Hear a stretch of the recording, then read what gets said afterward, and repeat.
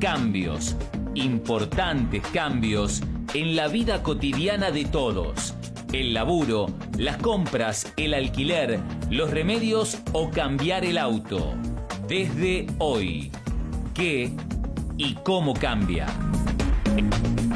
Ahora. El megadecreto del presidente Milei ya entró en vigencia. Bueno, vamos a hablar de qué cambia y cómo cambia a partir de hoy, Marian, arrancando por alquileres. Empezamos con los alquileres. ¿Qué sucedía antes y qué ocurre después a partir de hoy?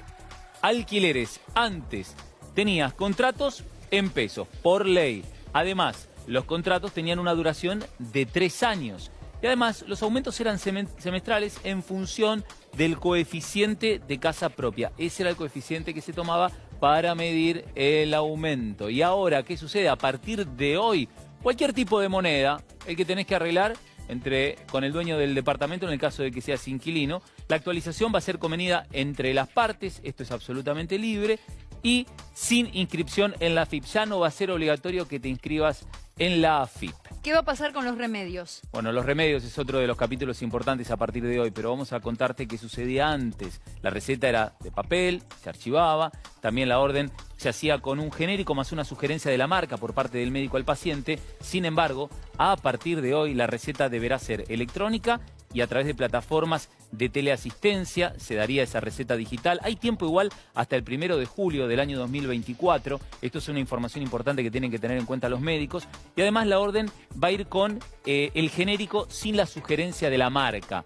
Vos vas a llegar, tal vez el médico te diga, mire, señor paciente, señora, yo le sugiero esta marca, pero en la receta digital tiene que aparecer el genérico y no la marca. Respecto del trabajo, Marian, antes y ahora. Vamos a hablar del trabajo, ¿no? Datos importantes. Antes, bueno, en realidad ahora la reducción de las indemnizaciones principalmente porque no se van a sumar determinados ítems, tampoco el aguinaldo, ¿no? Si en el caso de que te despidan y el pago de las indemnizaciones a la hora de la liquidación. La extensión del periodo de prueba va de los 3 a los 8 meses. Este es un cambio de antes y ahora. Los bloqueos o las tomas van a ser considerados en el caso de alguna medida de fuerza, de una protesta, causal de despido. Esto es un dato también a tener en cuenta. Si vos bloqueás o tomás una de las empresas donde trabajás, te pueden llegar a despedir. Las actividades esenciales. Vas a tener que cubrir el 75% del total del servicio.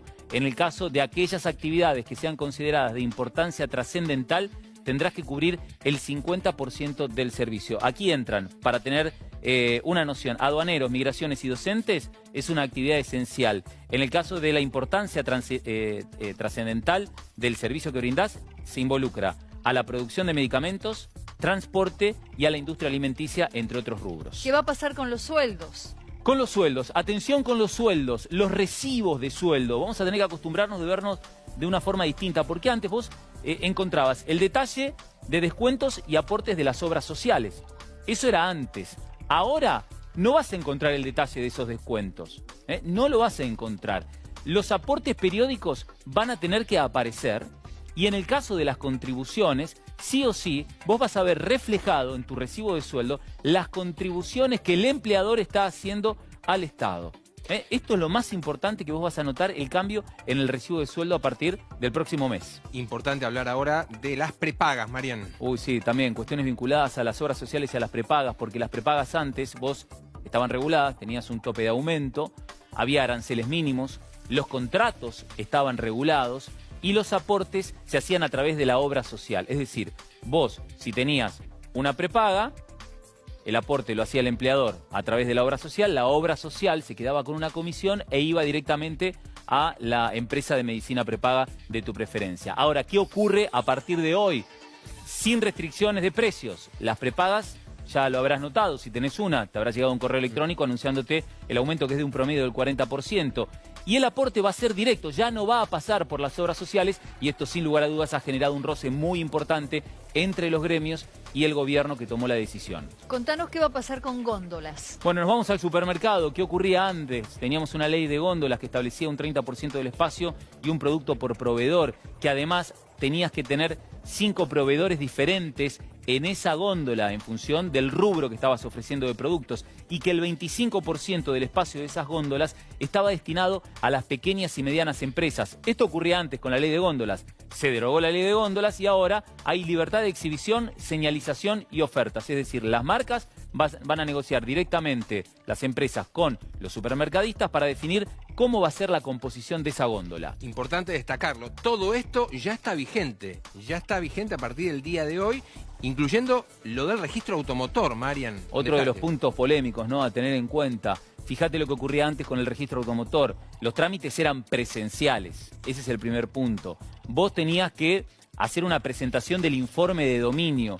Además, tenías que ir a hacer el registro en tu sede provincial o en el caso de la Ciudad Autónoma de Buenos Aires, en la capital federal, y en total terminabas pagando 8 impuestos.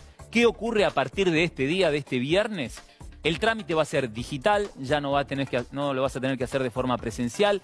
Las deudas de multas y patentes no impiden la transferencia del auto, algo que antes sí ocurría, y se van a eliminar impuestos a sellos e informe de dominio. Es decir, que esta actividad también queda totalmente desregulada. Gracias, Mariano. Realmente tenemos mucho para entender. Es que este mega decreto ya está vigente, está provocando profundos cambios en nuestra vida cotidiana. Claro, muchas cuestiones serán completamente nuevas después de muchísimos años de haber vivido regulados de una determinada manera, ¿no? Ahora, ¿qué pasa si finalmente es declarado inconstitucional? Hablamos entonces con un abogado constitucionalista. Si el decreto de necesidad y urgencia es rechazado por el Congreso, a pesar de esto, los derechos adquiridos durante la vigencia del decreto de necesidad y urgencia se tienen como derechos que ingresan al patrimonio de las personas. Por este motivo, y a pesar de que este artículo de dicha ley es inconstitucional, al día de la fecha, los derechos que se adquieren durante la vigencia del decreto de necesidad y urgencia 70-2023, por más que el Congreso lo rechace o la justicia lo invalide de forma general, generan derechos adquiridos. Estos derechos adquiridos ingresan al patrimonio de las personas y pueden hacerse valer frente al Estado y frente a terceros. Importante destacar que todo lo que se hace desde este momento en adelante hasta una nueva decisión es un derecho adquirido. Claro, claramente. lo que significa que después, si finalmente llegara a ser declarado inconstitucional o rechazado por el Congreso, todo lo que se haga en este periodo sigue teniendo validez.